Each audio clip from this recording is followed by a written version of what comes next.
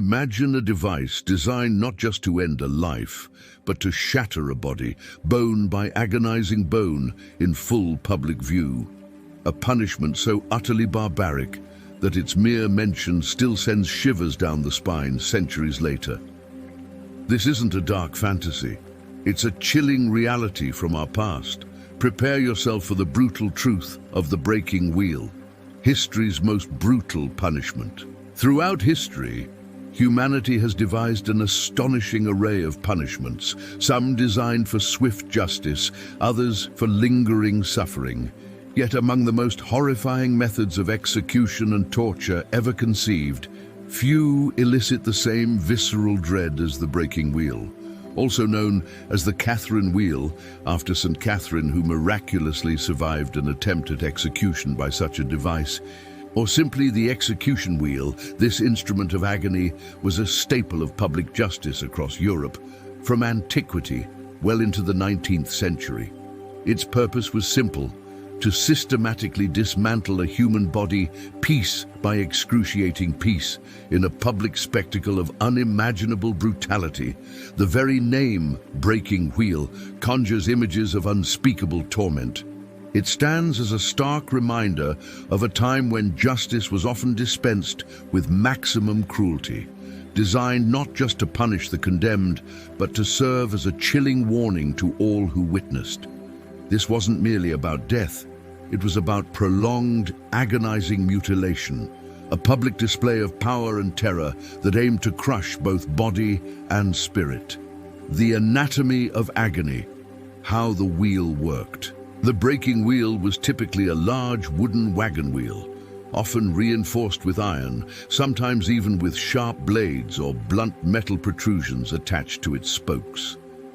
The condemned was stretched out and securely fastened to the wheel, their limbs extended along the spokes, positioned over sturdy wooden beams placed underneath. In France, the wheel was made to revolve slowly.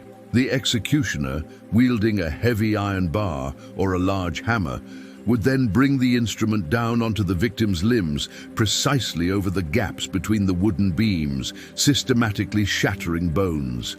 This agonizing process was repeated multiple times for each limb, above and below the elbows, above and below the knees. The rhythm and number of blows were often explicitly specified in the court sentence. To enhance the torture, sharp-edged timbers or stones were sometimes placed beneath the convict's joints, ensuring maximum breakage and pain with every strike. The goal of this first act was not immediate death, but agonizing mutilation. The sounds of breaking bones would echo through the public square, a horrific symphony of suffering. The lingering death, bottom up versus top down. The severity of the punishment often depended on the nature of the crime.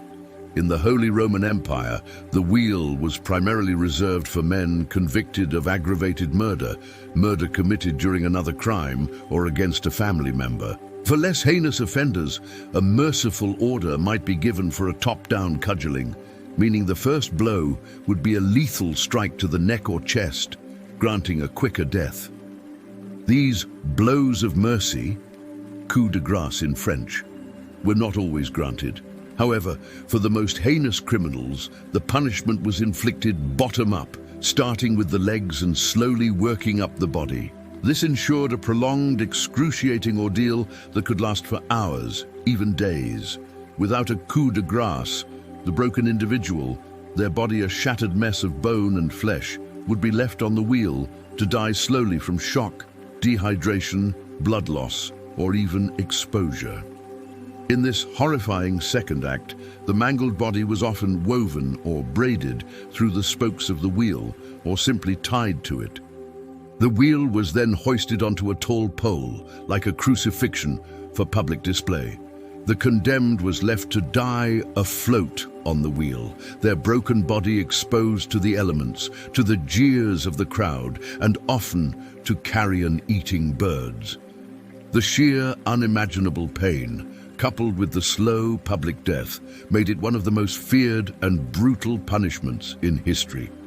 Notable victims and its abolition. While the names of many victims are lost to history, some notorious figures suffered on the wheel. Peter Niers, a notorious German serial killer in the 16th century, was reportedly subjected to 42 strikes with the wheel after 2 days of torture before being quartered alive.